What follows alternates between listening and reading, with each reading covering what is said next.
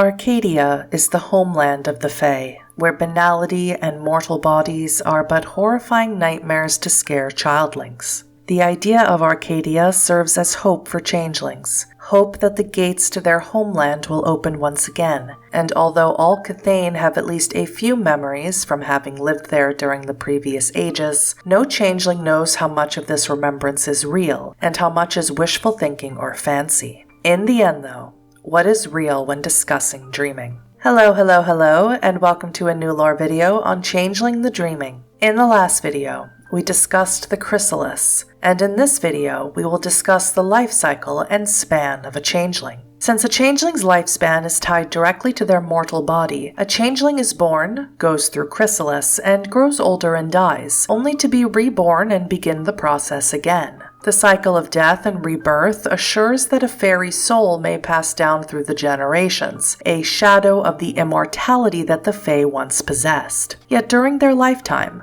a Fae ages from chrysalis to the end of their lives based more on their exposure to banality than mortal age. Changelings emerge from the chrysalis as fledglings, though their mortal forms may already be grown. A changeling's Fae mien reflects that youth and vitality, as they have yet to truly feel the ravages of banality's touch. Their apparent age or stage in life, known as their seeming, advances based upon their perception of the world and the way they resist the banality all around them. A changeling's body ages chronologically alongside their mortal seeming. However, a changeling's appearance is dictated by the stage of their life or seeming that they are in at the time. A Fae's stage of life are informed by the state of mind they embrace, and a changeling transitions through three states: Childling, Wilder, and Grump. For a childling, the world is a source of endless wonder to be embraced. A wilder then takes those moments of wonder and the experiences learned there and seeks out new adventures, eager to discover and explore everything they can. Once the wilder has learned much and gained experience, they then become a keeper of the knowledge they've achieved and prepare to pass that knowledge on to others as the cold of banality wears them down. While the length of time the Fae spends in the mortal world might change their appearance and age them, it is their experiences and perception that shuttle them from one stage of life and one seeming to another. A childling may spend a long time in their wonder-filled state, entranced with the awesome and beautiful Fae world, only to transition into their wilder years in their teens, when they finally let go of childlike things to seek out new adventures. These seeming states are not entirely linear, as a changeling on the cusp of becoming a world-weary grump can discover something that leads them back to that wonder of their childing years. However, this backwards path is rare and difficult to achieve. Though a Fae's spirit is fluid and changeable based on their mindset, the influence of the mortal world impresses the idea of linear time, always moving forward towards an inevitable end. That mindset and the march towards mortal death can wear down a changeling and drive them towards the grump mindset and eventually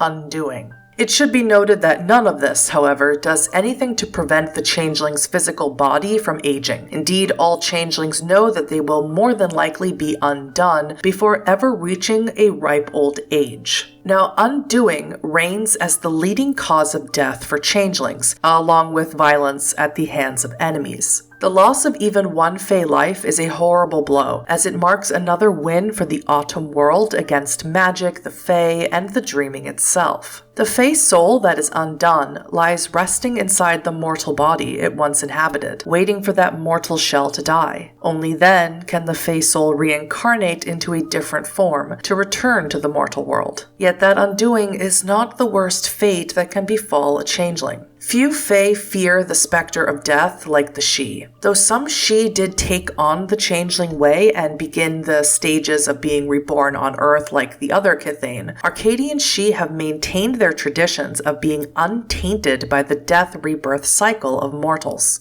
Instead, by choosing to steal mortal bodies, the Arcadians have left their future after death uncertain. No one is sure if Arcadian Xi reincarnate, and those who have chosen to eschew the changeling way are frightened by the mystery of death that now stalks the once eternal Xi. Autumn Xi stand as reminders that rebirth is possible, if only the old ways will be set aside in favor of the death-rebirth cycle that has served the commoners for the long years of the interregnum. Since the fear of death looms large for so many of the formerly immortal Fae, quite a few take steps to try and prolong their lifespans. The only tried and true method to prolong the life of a changeling is to spend time in a freehold. Changelings who have regular access to a freehold live longer than a mortal ought to, and maintain their hold on youth and vitality for longer as well. Staying too long in a freehold, however, has its downsides. Changelings that spend too much time that close to the dreaming will begin to lose connection to the mortal world outside and become overwhelmed by their Fae natures. The changeling drifts further into their Fae self until they enter bedlam, a madness driven by a lack of grounding in the mortal world.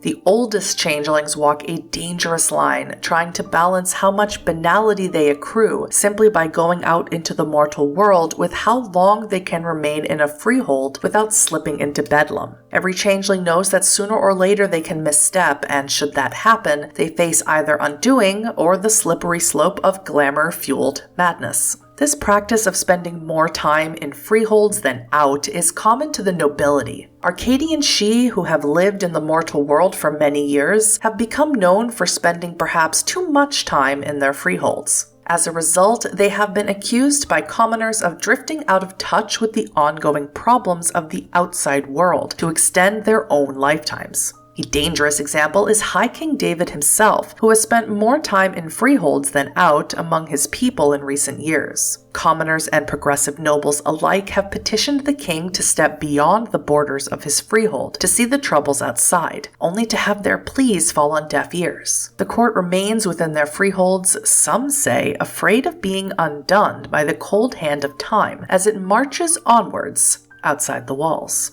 Still, mortal forms do age, and though the changeling inside might hold on to their youth and power, unless the process is held back by time and a freehold, the mortal body will eventually die. Those that do stay within freeholds to hold back the march of time can end up spending more time as a child or a teenager more than they intend. The effects of this extended time in a freehold will eventually become obvious to mortals, as a child doesn't grow older, or coworkers spot an adult that seems to never look a day over 20. Often that can mean changelings need to abandon their mortal lives, or in the case of children, their mortal families, when people begin to notice something is wrong. Legends speak about treasures that can extend youth or grant immortality once more, like the fabled Fountain of Youth, but so far none have been recovered. That doesn't stop many intrepid young changelings from questing to solve the puzzle of Fae mortality. In the meantime, the cycle of death and rebirth marches on. Hidden beneath the changeling's mortal shell is their true self, their fairy soul or Fae mien. Anyone who can see through the mortal disguise sees the immortal child of the dreaming, the Fae soul that has lasted through the centuries. Changelings and other denizens of the dreaming can always recognize one another for what they really are. A changeling's mortal seeming is the body that hides their Fae self from mundane perception. The Fae is either born into a mortal body and emerges during the chrysalis as a changeling, or, for Xi, takes over the body upon exiting Arcadia. Though the mortal shell may hide the Fae self underneath, that mortal body always bears the hallmarks of the Fae hiding inside. A cat puka's mortal seeming may seem lithe, graceful, and a little ferocious, while an Autumn Xi's mortal form might bear some of the striking beauty and poise of their Fae counterpart. Only within a fairy-trod freehold or any glamour-infused place can a changeling's Fae mien surge to the forefront and be freely seen. Still, a changeling's Fae mien is always present just under the surface, ready to be spotted by another changeling or dreaming denizen unless actively hidden. The Fae mien can be pushed aside by renouncing one's Fae self, but doing that invites the coldest touch of banality. From one corner of the earth to another, one fact unites all Fae that walk through the mortal world. All changelings have two halves, two natures that exist as a single whole. Which one is viewed entirely depends on the person doing the perceiving and how close to the dreaming the Fae is at the time. Both exist together rather than shifting back and forth, a shared existence that begins the moment the Fae and the mortal body become one. In the next Changeling the Dreaming lore video, we'll discuss glamour and the places changelings can find it. I make World of Darkness lore videos multiple times a week, so if you enjoyed this video, please consider subscribing. And as always, I'll see you in the next one. Now remember this, Kithain. It is dangerous to dream too little.